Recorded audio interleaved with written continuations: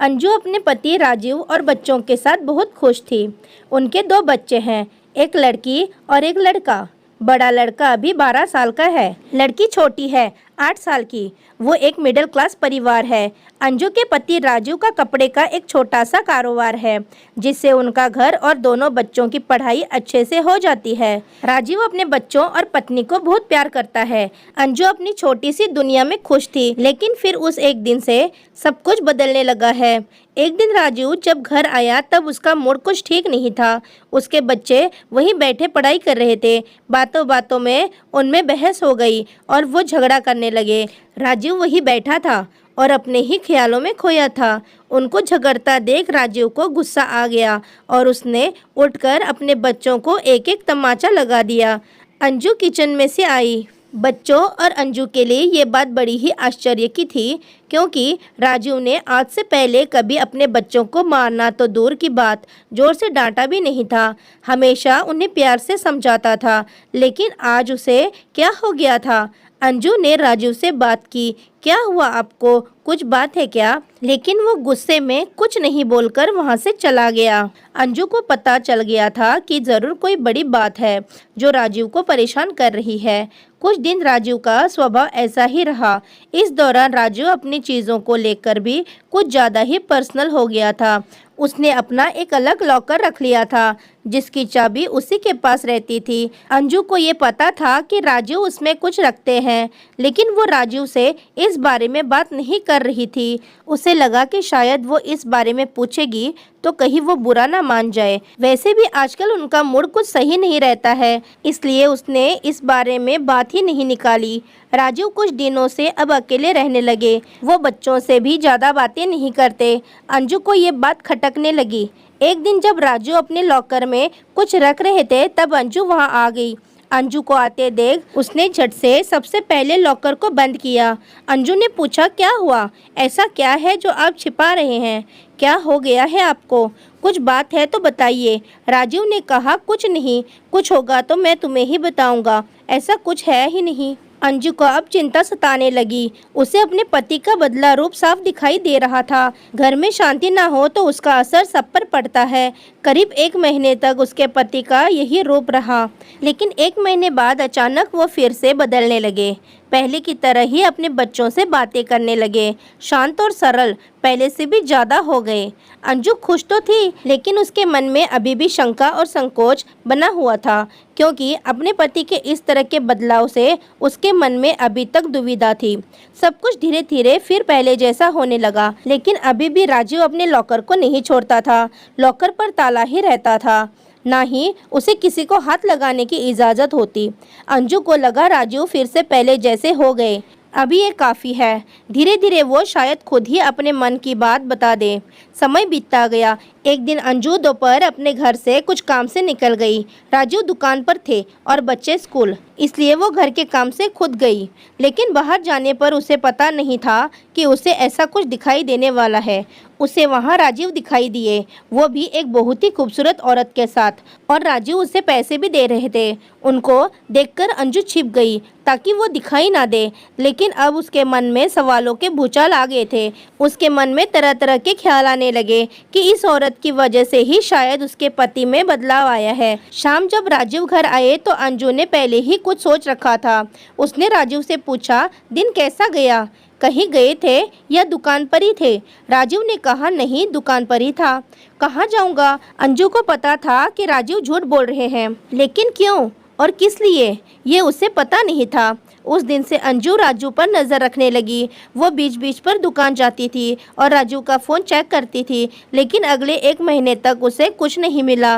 राजू ना तो उस औरत से मिले, ना ही कुछ और। लेकिन फिर महीने की 1 तारीख वो उससे फिर मिलते दिखाई दिए और उसे पैसे देते दिखे। अंजू को फिर समझ नहीं आया कि आखिर ये बात क्या है। कुछ महीनों तक उसे देखा और उसे पता चला कि राजू हर महीने उस औरत को पैसे देते हैं। अंजू ने महीनों तक इस बात को देखा था। एक दिन जब राजू अपने घर आए तो अंजू ने उनको पूछ ही लिया कि क्या बात है, आप कुछ छिपा रहे हैं क्या? राजू ने कहा कि नहीं। फिर तुम वही बात लेकर बैठ गई। अंजू ने इस बार बोल ही दिया कि अगर कुछ छिपा नहीं रहे तो हर महीने उस औरत को पैसे क्यों देते हो? राजीव के मुंह का रंग बदल गया। वो तिलमिला गई और गुस्से से बोले, तो तुम मेरा पीछा कर रही हो, मुझ पर नजर रख रही हो। हर महीने मैं बहुत लोगों को पैसे देता हूँ। तुम क्या जानती हो दुकान के बारे में? अंजू ने कहा कि मैं जानती हूँ दुकान के बारे में, और ये भी जानती हूँ कि वो दुकान का काम नहीं था। राजीव ने कहा कि तुम्हें जो समझना है समझो, मुझे तुम्हें कोई सबूत देने की जरूरत नहीं है। वो बात वही खत्म नहीं हुई। अंजू ने उसके बाद भी राजीव पर नजर रखी, लेकिन अब उसे वो उसके साथ फिर दिखाई नहीं दी। अंजू ने सोचा कि शायद राजीव ने अब मिलने की जगह को बदल दिया होगा। राजीव का लॉकर भी उसे अब खटकने लगा। उसे लगा कि हो ना हो शायद इसी में वो राज है जो उस औरत और राजू के बीच में है। जब राजीव नहीं था तब उसने बहुत कोशिश की उस लॉकर को खोलने की, लेकिन वो नहीं खुला। घर में बच्चों को देखकर अंजू चुप हो गई। उसने इस बात को घर में उठाना बंद किया। उसे लगा कि इसका उसके बच्चों पर बुरा असर पड़ेगा और वो नहीं चाहती थी कि ऐसा हो। समय बीतता गया। करीब 3 साल के बाद राजीव की तबीयत खराब हुई। उसे सांस लेने में प्रॉब्लम हो रही थी। राजीव अपनी पत्नी को बिना बताए अस्पताल गया था और राजीव 1 या 2 दिन बाद वापस आ गया। घर में किसी को इस बारे में उसने नहीं बताया। 2 दिन बाद जब वो घर आया तो अंजू उस पर टूट पड़ी। बोली कि क्या हालत बना रखी है, कहाँ थे, ऐसा क्या है जो आप इतने सालों से छिपा रहे हैं? आज मुझे आपके और इस लॉकर के बारे में जानना है। राजीव ने अब सच बताना सही समझा। उसने लॉकर खोला और उसमें से फाइल निकालकर अपनी पत्नी को दिखाना शुरू कर दिया। सब देखकर अंजू के पैरों तले जमीन निकल गई। उस फाइल में उसकी बीमारी और अस्पताल के पर्चे थे। राजीव ने बताया कि आज से ठीक 4 साल पहले उसे पता चला कि उसे एक गंभीर बीमारी है और वो ज़्यादा दिनों का मेहमान नहीं है। इस बात से उसे तोड़ दिया था। उसे चिंता सताने लगी थी। वो यही सब में डूबा हुआ था। वो निराश और चिड़चिड़ा हो गया था। ये सब हो ही रहा था कि एक दिन दुकान के सामने उसे एक औरत दिखाई दी जो कि भीख मांग रही थी। उसे देखकर उसे दया आ गई। उसने उससे पूछा कि क्या हुआ बहन, देखने से लगता है कि तुम अच्छे घर की हो और फिर सड़क पर इस तरह भीख मांग रही हो। उस औरत ने अपनी कहानी सुनाई। कहा कि वो अनाथ थी। उसके पति के देहांत के बाद उसका वहाँ रहना मुश्किल हो गया था। उसे वहाँ के लोगों की नीयत का पता चल गया था, इसलिए वो कैसे भी बचकर अपने 2 बच्चों के साथ वहाँ से यहाँ इस नए शहर में आ गई। यहाँ उसका गुजारा और रहना मुश्किल हो रहा है, इसलिए मजबूरन उसे भीख मांगना पड़ रहा है। राजीव को उस समय लगा कि अब उसकी ज़िंदगी कुछ ही समय की है, इसलिए उसने उसकी मदद करना शुरू किया।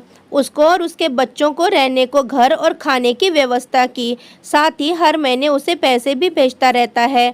उसने न सिर्फ उसकी बल्कि औरों की भी मदद करना शुरू किया। राजीव भी आश्चर्य से भरा रह गया था कि इस दौरान उसे पैसों की कभी कमी नहीं रही। साथ ही जो बीमारी उसे कुछ दिनों में ख़त्म करने वाली थी, उसके इस अच्छे काम की वजह से उसे अभी तक जीवित रखे हुए हैं। उसने अपनी पत्नी से कहा कि अब मैं अपने घर की ज़रूरत के बाद जितना हो सकता है मदद करता हूँ जिसे ज़रूरत है। मुझे अंदर से खुशी मिलती है। शायद ये उन लोगों की ही दुआएं हैं जो अभी तक मैं जीवित हूँ। अंजू ये सब सुनकर रोने लगी और उसने अपने पति से माफ़ी भी मांगी। उसने कहा कि आप इतना सब कुछ झेल रहे थे और मैं आपको कितना गलत समझ रही थी। अंजू भी राजू के इस काम में अब उसका साथ देने लगी। इस जिंदगी में कब क्या हो जाए हम में से कोई नहीं जानता। अगर हम किसी के काम आ जाए, किसी को जिंदगी जीने में मदद कर दे, तो इससे बड़ी बात कुछ नहीं है। अच्छे कर्मों और नियत का फल हमेशा अच्छा होता है। तो दोस्तों, इस कहानी को लेकर आपकी क्या राय है कमेंट बॉक्स में ज़रूर बताएं। और अगर कहानी अच्छी लगी हो तो प्लीज़ लाइक करें, और आपने हमारे चैनल को अभी तक सब्सक्राइब नहीं किया है तो ज़रूर सब्सक्राइब कीजिए। तो मिलते हैं ऐसी ही मोटिवेशनल कहानी के साथ। तब तक के लिए स्वस्थ रहें और मस्त रहें। धन्यवाद।